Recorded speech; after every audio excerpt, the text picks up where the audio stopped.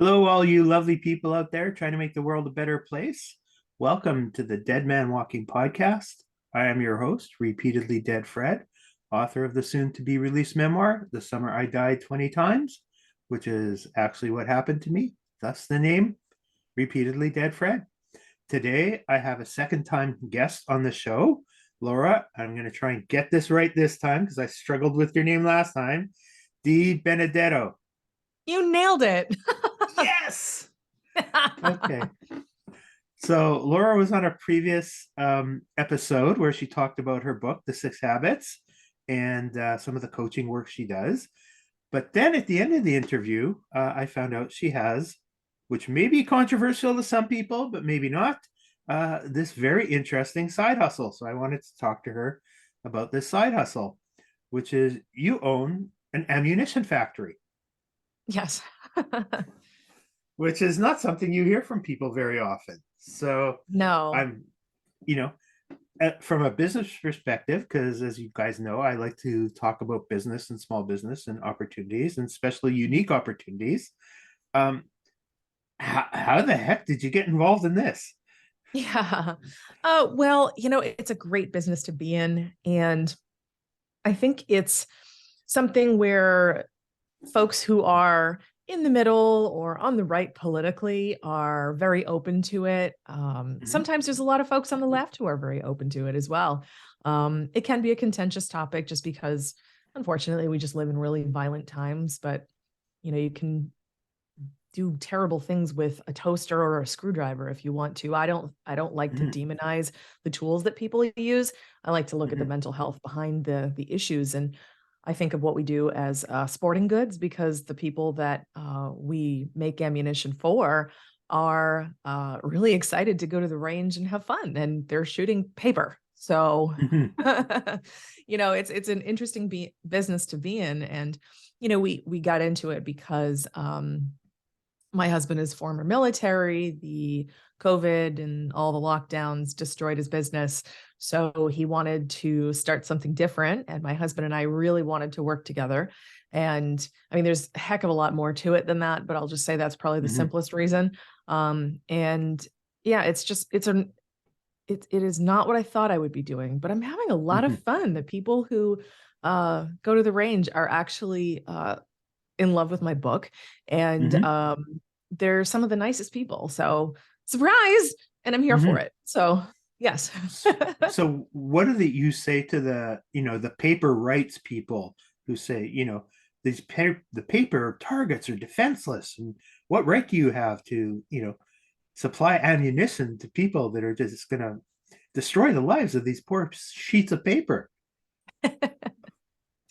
There are probably seventh level vegans who don't want to eat anything that casts a shadow either. So there's that. I can't comment. I have no Too idea. funny.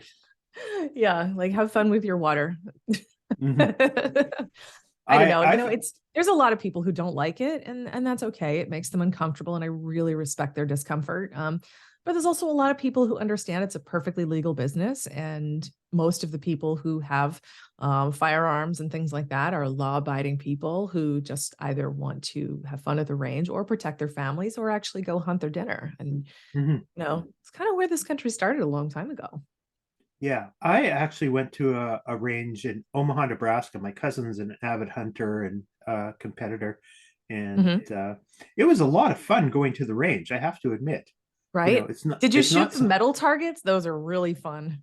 no, this was an indoor range, and Oh, just you shot paper. the targets, and I think the back was like this huge sand dune, and it Yeah. would Yep. collect whatever's left of the bullet after That would be the casing. you killed those poor sheets of paper. And I was very naive. I'd never even held a gun before that.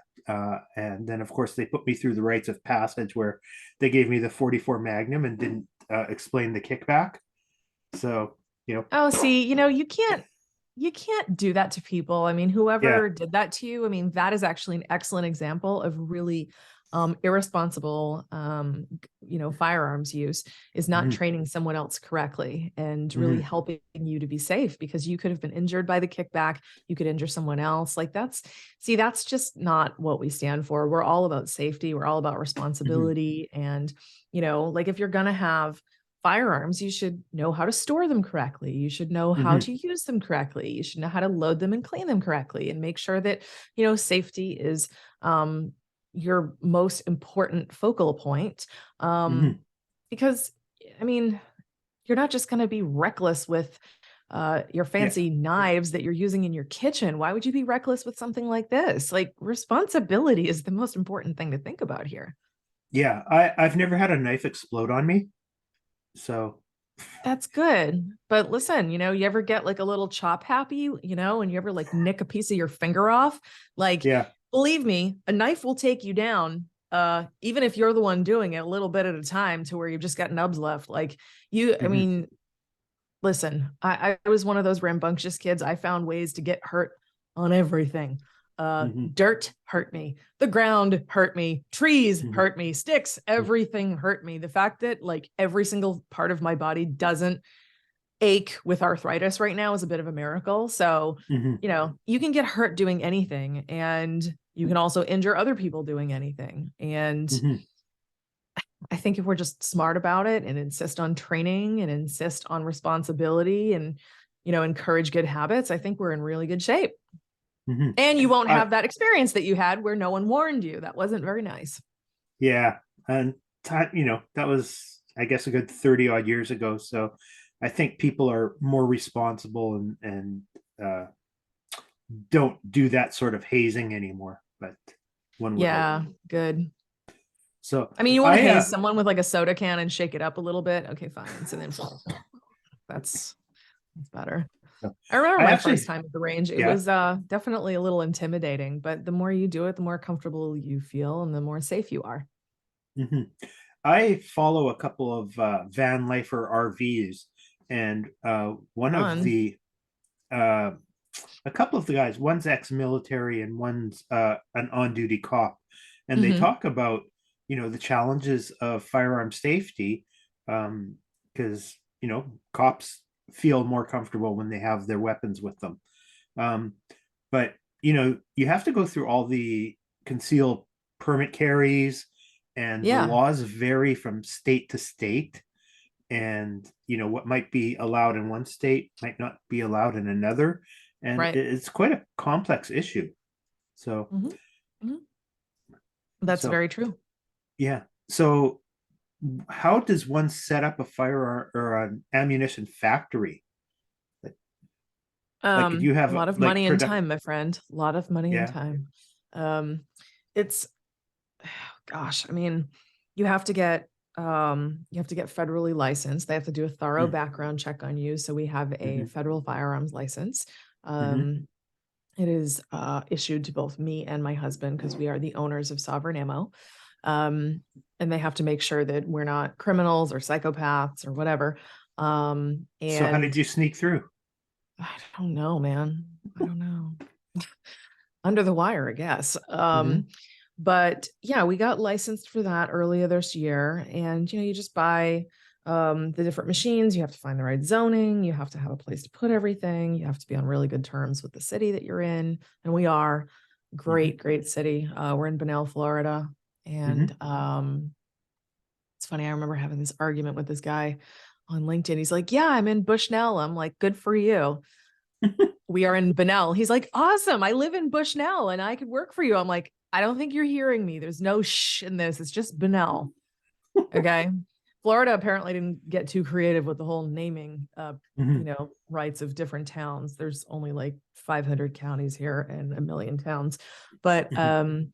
yeah, we ended up getting started by finding the real estate, getting the license, loading up on machines, and now we are looking for funding to take our business even further, so we can start Mhm. buying in massive quantity, creating jobs, and bringing the product to market at an even lesser price. It's wow, what an interesting field. I mean, just abstractly, let's say you're not interested in firearms or anything like the sport of shooting or anything like that, just separating that out, it's actually just a fascinating business to be in, because it's just a Hmm. whole, like, it's just a whole microcosm of like a whole world that a lot of people just don't know about. And I am one of those people who just didn't know about how things Hmm. operate and what people talk about and the little things that affect it. I mean, it's so fascinating. It really, really is. I've learned so much. Hmm. So if somebody wanted to contact you about approaching you with an investment, how do they get a hold of you? You can email me at laura@sovereignammo.com. If you need Okay. freedom seeds, you can also email me at that. Right now, it's available on our website in depending on what we have in stock. But you Hmm. can always ask for, something. Sometimes we'll do special orders for people while we're small enough, and we can. Hmm. Um, but yeah, if someone wants to invest, we're hopefully very close to being funded. We have some very serious conversations going, and they're kind of like getting to the final stages, which is Hmm. both exciting and terrifying. It's both. Yeah. Finding investors is wickedly different for, most small companies. I am not a fan. I've found it to be incredibly stressful. Hmm. For sure. Yeah. So I have to state that I don't know a lot about guns. So how do you decide what you're going to produce? Like, there's so many different calibers and so many different types of I guess ammo that are out there. So as Yeah. a small business, there's got to be extra pressure on you to figure out what does the market need right now. So where do we put most of our um, resources towards?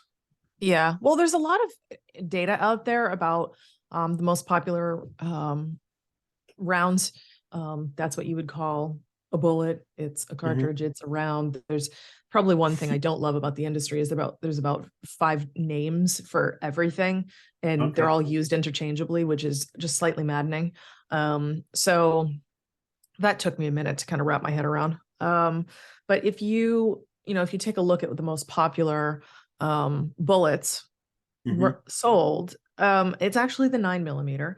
And the other thing that we had to take a look at was profitability. The 9 millimeter is actually one of the least profitable rounds, but it's something that we know we can sell in bulk. And the reason why we chose to focus on the 9 millimeter, because that's basically all we do in bulk right now, Hmm. is because it has consistent availability of materials, so we can actually produce consistently. So Hmm. there's a lot of other calibers out there that we could produce, and there's demand for, but the demand isn't the same. And it's also it's something where we can't necessarily get all of the materials consistently. So it's very hard for me to make a decision as a business owner to be like, well, I really want to make the investment in these machines and Hmm. these supplies, not knowing if I'll actually be able to consistently access materials. It's kind of scary. So the nine Hmm. millimeter has a lot of stability to it. And as a new business, you need stability. And it's one of the most important things you need in your business, is consistency and reliability, especially when you're getting going. The larger you get, the more consistently your customers love you and buy from you and have a good Hmm. relationship with you and stuff like that. The more you can take certain chances and gambles with, hey, well, we know we can get this now. Let's, when we have like 15 or 16 machines and we're all, just cranking out 9 millimeter like all day long, Hmm. and we've got a really healthy, happy customer base. Let's say they're all clamoring for like the 45 ACP. Okay, well, if I can consistently get my hands on like a couple million of each of everything that I need, then it would make sense for me to do that. Or even if it's not consistent, if it's more intermittent, it's something that we could stock periodically. And there would be Hmm. enough stability from the main book of business, which would be the 9 millimeter, to support and make it logical to have the other stuff. It just depends. Hmm. And post pandemic, supplies are inconsistent and really odd. I mean, Yeah. all of the lockdowns were extremely detrimental to the supply chain globally. And Hmm. there's a lot of things being shipped out of China still. And China still has very aggressive zero COVID policies that make it very difficult to do business with that country and expect anything very reliably to come here. And yes, a lot of things are made here, but there are some there, I mean, even right down to like the packaging for things. A lot of Hmm. things still come from China. It just Hmm. is.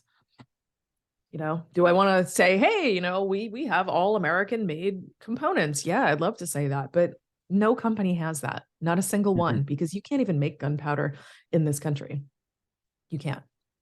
I actually, I've never thought about that, but that's pretty fascinating. You think with, having You the would world's think. greatest military, we'd need a little bit of gunpowder for all our weapons. Doesn't mean we can't get it. And maybe the federal government treats itself differently. I'd say the odds of that are very good, but you can get gunpowder from American companies, but Hmm. it is manufactured probably by their overseas branches. I don't know exactly how they're structured, but I just know that it's something where there's a lot of regulation in the Hmm. industry. It's just, I know it's a contentious business to be in. I mean, I was actually just called a douchebag 2 days ago for the crime of having the business that I have. I mean, I was like Hmm. fully attacked for just doing what I do. Hmm. Like, that's cool. So we're doing name calling. What are we, 5? Yeah. You're allowed to not like it and still not attack me as a person. I don't have to like everything you do, and I don't get to attack you as a person. Like, come on, Hmm. man. Yeah. So are sizing in ammunition sort of like sizing in clothing, where like 9 millimeter from one company is slightly different than a 9 millimeter from No. another, or a 9 millimeter weapon from one company is slightly different than a 9 millimeter from another? They're supposed to be consistent. There's going to be little variances, not in sizing. So that's Hmm. where I'm saying no. Like, 9 millimeter size should be consistent across every single company who manufactures it, but they'll use different primers, they'll use different powder, they'll use different casings, they'll use different projectiles. And those are the 4 main ingredients to make a round. And those will vary. The performance will vary. The sizes will not, and different weapons will be made with better materials or different materials. Some will have really nice enhancements to them to make them more fun or more safe or more whatever, right? Hmm. So, yes, there are a lot of variables, but in terms of the actual sizing of the product, that part has to be consistent, because if it's not a 9 millimeter, it's a whatever. And if you're going to Hmm. buy a firearm that has 9 millimeter capability, you need to know that you can get a product from a company like mine that will work in your firearm and it will work consistently. Hmm. So what makes the 9 millimeter the most popular choice? I don't know, probably the firearms industry choosing, to make it, what it is. It's I think it's a great round. Hmm. It's very fun to shoot, like a lot of the other things. I mean, like my husband loves the 45. I mean, we make bullets that are really big, like that are, Hmm. a good like 3 inches tall. I mean, those are definitely like hand loads. Those are crazy. But, I think it's related to the firearms industry and just the accessibility, the ease, a lot of things. I mean, I'm completely guessing. Like I have no Hmm. idea, but it is the most popular. I just would love to be able to know why, just like you. Hmm. Are there any American companies left that actually produce firearms? Oh yeah, tons of them. Yeah. Yep. Yeah. Yeah. Well, Smith and So, Wesson makes them. They're right in the United States. I believe they moved from Massachusetts to Tennessee mhm. recently. Yeah, there's lots of American firearms companies. Yeah, I think, post pandemic, we're going to see a fair number of businesses start to repatriate a lot of their core needs back to the US. Yeah. Um, and there's a former SEAL named Jocko Willick, maybe Wilnick. Yep. Jocko Willink. Yeah, and he is bringing back some some companies. I think he's also started a shoe and boot company, which apparently there have been none left in America. They found all this old equipment and a whole bunch of people that used to hand make shoes and boots. And Really? yeah, he also told me about an interesting law. Well, not me, but on the podcast he was on. He says the U.S. military is apparently there's a law they have to buy everything from American companies. So that's Yep. interesting. He might Yeah. be some. The US military, they have to check certain boxes when they're buying things.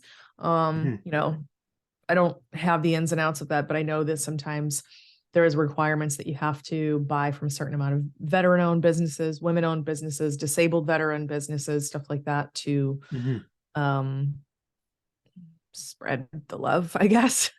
mhm. So, what challenges have you found being a female in this industry? Because I don't imagine there's a lot of women also in the industry. No, there aren't. Um, the challenges as a woman in the business, uh, it's sometimes people don't always take me very seriously. Hmm. Like, oh, well, what do you know about firearms and ammo? I'll be the first one to tell you, I'm not an expert in those things. My husband is. He's my business partner, but I'm an expert in business and I know how to build a company. This is my seventh company that I have started. And business is something that you need to be good at. And I'm not trying to own a job. I'm trying to own a company and create social change. So Hmm. uh, there's less, I guess, discrimination against the views of, the Second Amendment support. There's a lot Hmm. of people who really want to demonize legal gun owners as bad people, and that's just simply not true. We're not bad Hmm. people, and a lot of times, I mean, this is the thing that I had some prejudices too.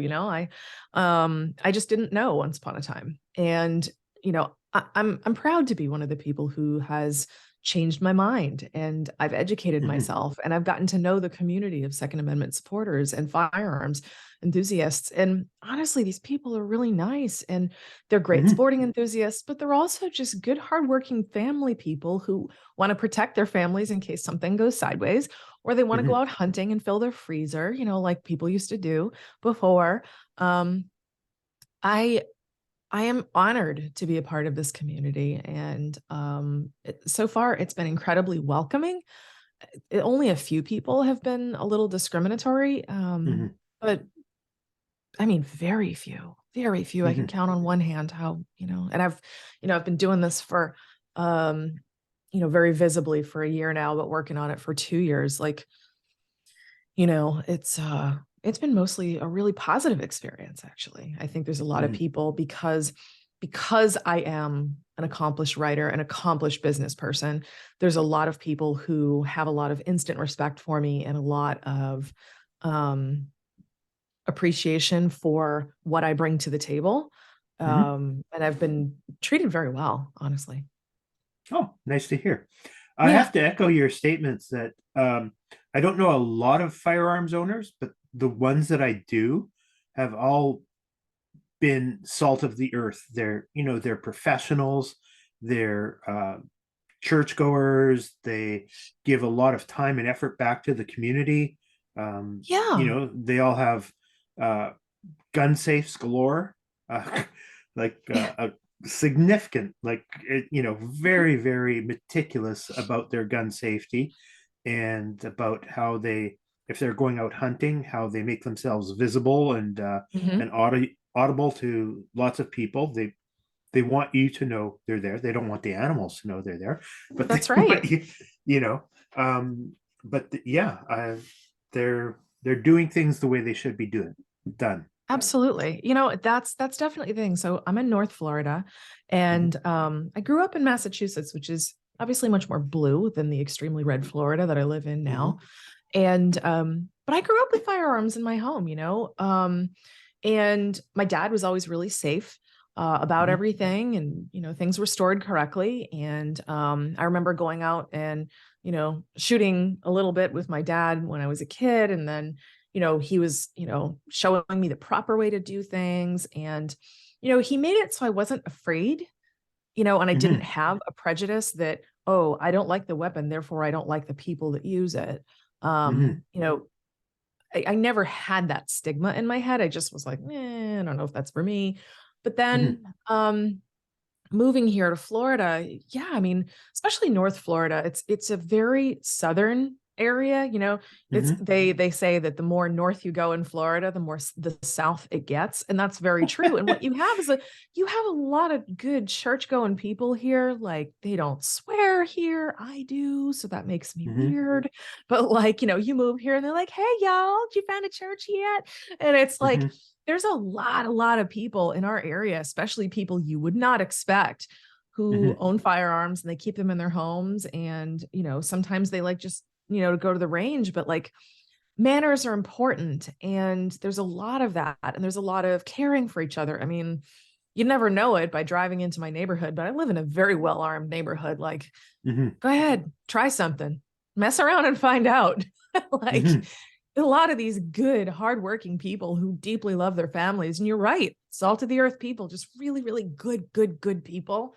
Hmm. Um, that would share a cup of sugar with you, that would share, like, you know, the shirt off their back with you and meal off their table with you. Like, these are the people who, you know, are in this community. And I don't like the stigmas that are out there that it's, you know, crazy people. Why should a few ruin it for the bunch who, you know, the like the mass? Like, it's always like less than 1% that ruins it for everybody. Hmm. You know what I Yeah, we're mean? seeing a lot of that in the current political climate. Not that I wanted to get Yes. into a political discussion, but yeah, there's a certain voices that are being amplified disproportionately to what the average person really thinks. And Absolutely. And it's just the extremes. I mean, you know, the only political thing that will say, and I think that you'll agree, is most people don't live in the extremes, right? They don't mhm, live in, like, if you think of things as like a 1 to 100, right? Most people don't live in the 1 to 20 or the 80 to 100. Most people live in the 20 to 80 bracket of just like, can we please just get along? And mhm, I don't want to hurt anybody. I don't want anybody to hurt me. Let's love on other people and let's make sure people have their needs met. That is most people by a yeah, wide margin, right? And for thinking sure. about, you know, the differences that we have, it's because we disagree on how to get those things. It's not that we disagree that those things are valuable. You know, like the Republican and Democrat and all the, you know, the left, right, everybody agrees that we shouldn't trash the planet. Duh. Mhm, Everybody agrees that people should get to live a long, healthy life. Everybody agrees that people should be treated with respect and love. Everybody agrees. What we disagree on is how to achieve it. mhm. Yeah, if you go, basic statistics 101 and you think of the bell curve and a Mm-hmm. few standard deviations, y- those 1.5% at either end of the bell curve, I think we're hearing about them too much or from them too much. And as you said, they certainly don't represent the majority of people No, in North not at America. all. Not at all. I mean, you know, I say it's the 20 to 80. It might even be you know, wider brackets than that. It could be just like the 10 to 90. Like, you know, I have friends all over the political spectrum, and sometimes it's just Mhm, like, okay, well, we don't agree on that subject, but it doesn't mean we can't be friends. mhm, And, you know, civil, polite, loving conversation can be had in any area. Any. mhm, And I think that's probably one of the things that I'm most grateful for that my parents gave me, was the ability to be very curious about mhm, others, about their point of view. And it's like, wow, you feel so differently than I do. Why do you feel that way? And it's not mhm, like, you know, like, oh, you're crazy. Why do you feel that way? It's more like, what life experiences did you have that led you to this opinion? Because obviously you didn't just come up with it. Like, what happened? And I've been able to have some incredible conversations, and it's been really helpful for me with my book, with my coaching, with especially this ammo company, being able to like really lean in and hear people and mhm, understand why they're uncomfortable and why they don't like things. I mean, especially given that I have a very contentious business. A mhm, lot of people have some strong opinions about it. Obviously, I'm surrounded by a lot of people who are very for it, but then there are those who are against it. But I find that when I can listen to the people who are really against it and really deeply hear what they're saying, I can communicate much more effectively and do a better job in my marketing, and also create a bridge between, between worlds, and make it so people are not so afraid or so, Mhm. angry. It's like, let's create a bridge, you know? Yeah. I grew up in an interesting household. My dad was a little more right leaning, and in Canada, those have slightly different meanings because we have a three-party system here. Oh, Excuse me. And my mom was more left leaning, like she was a union leader at her work. So, when election time came up, we worked for all three parties. Like we volunteered for all three parties because they all have different perspectives, and how depending on interesting. where you are in life, Yeah, you know, I mean, I've certainly, because of all my medical issues, needed a social safety net. Um, sure. and I'm, you know, pro union in certain situations, but I've come to understand that unions have become their own industry. So they're not necessarily working for their Yeah. membership. They're working to sustain the union. Mhm. And, you know, they're not working in the most positive way for the membership and the business so that they can create a great partnership and both flourish.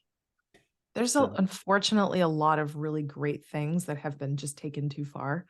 And you mhm, could say that on any side of the political spectrum is, oh, that's a great idea taken too far. Oh, there's another great idea taken too far. And mhm, people, unfortunately, they take good things and ruin them pretty mhm, often. And honestly, if you just take a look at America right now, like there's so many things that started out from a really, really good place. I mean, just picture anything that you see happening in the United States right now. Look for the good, look for the origin of where it started. And what you'll see is people who were trying so hard to love one another, and they just got it wrong. And mhm. you could say that of the right, the left, the independent, it doesn't matter. I think it's just a human trait for us to just screw things up, unfortunately. Unfortunately, but then again, we're very good at correcting things. As bad as the climate Eventually. is right now, we had this little meteor hit around close to where you live, about 65 million years ago, and it ruined the planet more than any amount of pollution we could produce. I Mhm. mean, you talk about nuclear winter, and I mean, it blew out in, 60 minutes, 80% of everything that lived on Earth. And we seem to have recovered. Um, we can recover. We just have to have the will and the foresight to stop monetizing everything. Well, You know. unfortunately, I mean, I know we don't have time to really get into that, but there's an important aspect to monetization of um, social initiatives, because people are not altruistically driven at their core. People have a need for what's in it for me. Mhm, Otherwise, there's just, it's just not gonna get everything done. People are motivated, of course, to do good, but people need to have their needs met. They need to make sure that, something is stimulating and whatever in order to have sustained interest. And, money is one of those things that, although it's a completely um contrived social construct. I mean, money is powerless until we assign it value, right? We all mhm. agree that money is a thing, but what if we didn't, right? But it's one of those things where it's very motivational to a lot of people. And if you want the people who are good at making money to get involved and put their money into things to make them expand, it's actually extremely valuable to have Mhm. things financially driven and motivated. But it's that whole thing of carrying it too far. When it becomes all about that to the point where you lose the mission, that's where we've got issues. Yeah. I don't know if most people know this, but the hole in the ozone layer is not there anymore. Yeah, a lot of people don't That know that. that's how well we can heal the planet when we put our mind to it. I'm So, actually one of those people that I don't believe that we make a difference at all. I think that we are mhm, definitely making the planet dirtier, but I don't think we're affecting climate change. mhm, Um, you know, I I mean, listen, what was it, 20, 25 years ago? Al Gore warned that Florida would be underwater and we'd all be dead by now or something.